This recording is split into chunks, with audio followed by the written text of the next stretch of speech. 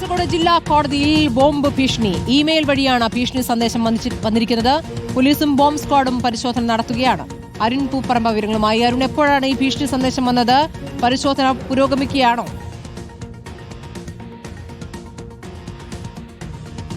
സ്മൃതി, പുലർച്ചെ 3:30യോടെയാണ് ഈ ഇമെയിൽ വഴി ഇത്തരത്തിലൊരു ബോംബ് ഭീഷണി കോടതിയിലേക്ക് എത്തിയത്. കോടതിയുടെ ഒഫീഷ്യൽ മെയിൽ ഐഡിയിലേക്കാണ് ഈ ബോംബ് ഭീഷണി എത്തിയത്. പിന്നീട് അത് സ്റ്റാഫുകൾ കാണുകയും അങ്ങനെയാണ് ഈ വിവരം പോലീസിനെ ഉൾപ്പെടെ അറിയിക്കുകയും ചെയ്തിട്ടുള്ളത്. ഇപ്പോൾ കോടതിയുടെ പ്രവർത്തനം പൂർണ്ണമായും നിർത്തിവെച്ച് പരിശോധന നടത്തുകയാണ്. പോലീസും ബോംബ് സ്ക്വാഡും ഉൾപ്പെടെയാണ് ഇപ്പോൾ പരിശോധന നടത്തി വരുന്നത്.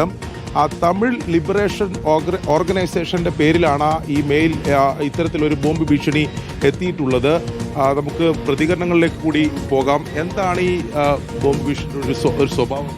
അല്ല, അത് നമ്മളിപ്പം വളരെ രാവിലെ ഒരു 11 മണിക്കാണ് ഞങ്ങളോടൊക്കെ വിവരം പറയുന്നത്. കോടതിയിലെല്ലാവരും അഭിഭാഷകരൊക്കെ കോർട്ട് ഹാളിലായിരുന്നു. ആ സമയത്ത് പോലീസ് വന്നിട്ട് പറഞ്ഞു വളരെ എല്ലാവരും മാറണം, ഇങ്ങനെ ഒരു ഭീഷണി വന്നിട്ടുണ്ട്, വിശദമായ പരിശോധന ആവശ്യമാണെന്ന് പറഞ്ഞു. അങ്ങനെയാണ് പരിശോധന തുടങ്ങിയത്.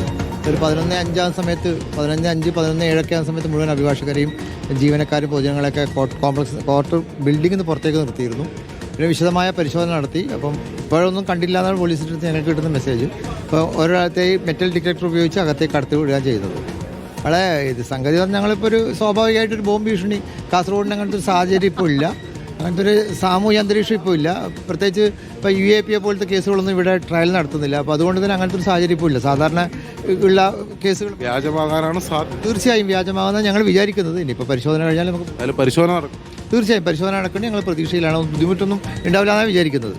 3 IED ബോംബുകൾ ഈ കോടതിയുടെ വിവിധ ഭാഗങ്ങളിൽ സ്ഥാപിച്ചിട്ടുണ്ട് എന്നതാണ് ഈ ഇമെയിൽ സന്ദേശത്തിൽ പറയുന്നത്.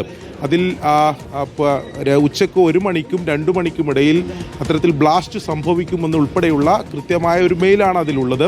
പക്ഷെ വ്യാജമാകാനുള്ള സാധ്യതയാണ് പോലീസ് പറയുന്നത്. ഇപ്പോൾ നമുക്ക് കാണാം, കൃത്യമായ പരിശോധനകൾക്ക് ശേഷം മാത്രമേ കോടതി ജീവനക്കാരെ ഉൾപ്പെടെ അഭിഭാഷകരെ ഉൾപ്പെടെ അകത്തേക്ക് കയറ്റുന്നുള്ളൂ.